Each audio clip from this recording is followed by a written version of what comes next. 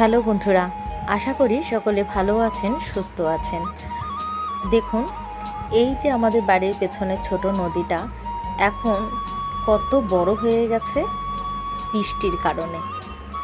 অসম্ভব বৃষ্টি হওয়াতে নদী বড় হয়ে গেছে।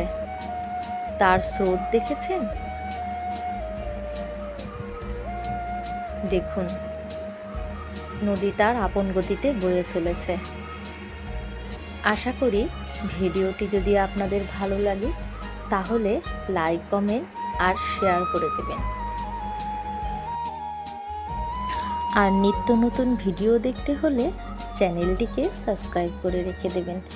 দেখুন তো, আকাশটা কেমন কালো হয়ে আছে। আরও বৃষ্টি হবে, তাহলে নদীটা পরিস্থিতিটা কি হবে ভাবতে পেরেছেন?